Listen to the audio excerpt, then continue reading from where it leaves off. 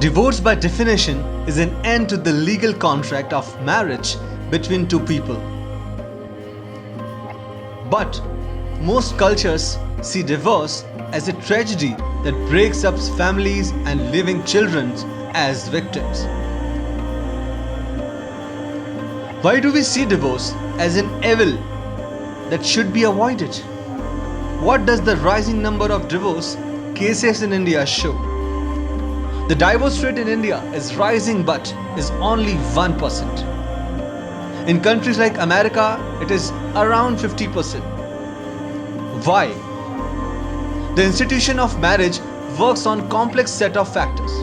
Love, understanding, communication, trust, and mutual respect are necessities in modern interpretations of marriage.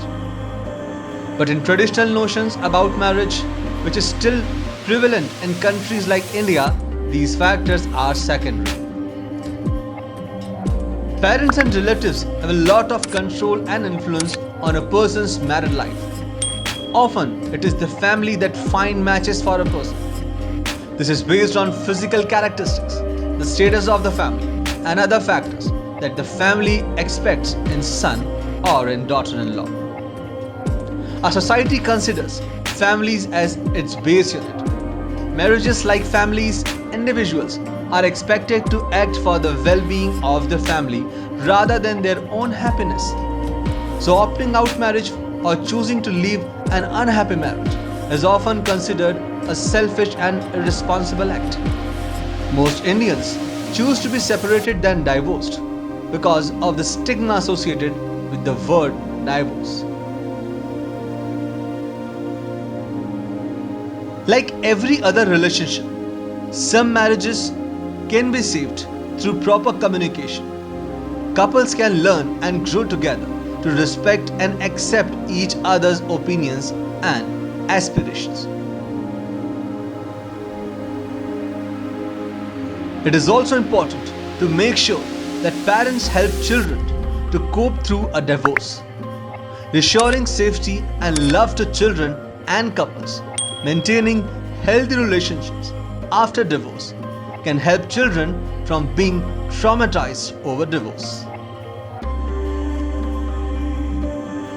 1 in 3 Indian women faces domestic abuse. Only 1 in 10 gets reported. Our culture normalizes violence against women, especially domestic violence. Less than 20% of Indian women are in the paid workforce. It is difficult for wives who are financially dependent on their husbands to leave a marriage. Most women do not have the option to return to their birth families. Families spend a fortune on marrying their daughters into respectable families. Strong patriarchal values still influence the institution of marriage in India. Even working, women are expected to fulfill their wifely duties like cooking, cleaning, taking care of family and the husband without fail. Another prevailing norm is that family men have to be full-time paid workers. As more women get educated, they become aware of their rights and inequalities they face. When women start working and become financially independent, the traditional gender roles assigned to them become a choice, not a duty. If both men and women are working, family responsibilities will become shared. This is a contrast to the notion of ideal women who does the house chores and holds the family together. Some men accept this change, but the number is very less.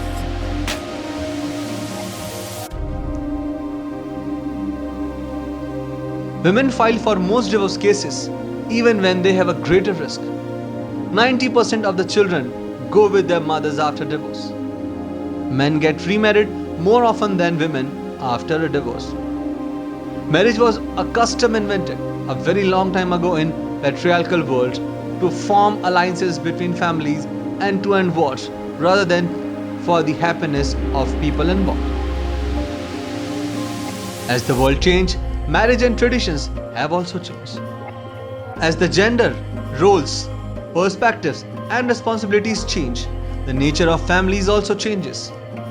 People staying in unhappy and unhealthy marriages can affect children worse than divorced parents. It is time to redefine what makes a family. We need to reconsider whether marriage is the right answer for relationships in today's world. More and more people in the world are opting for cohabitation than getting married. Indian society has a long way to go, starting with destigmatizing divorce and helping people move on from unhealthy relationships.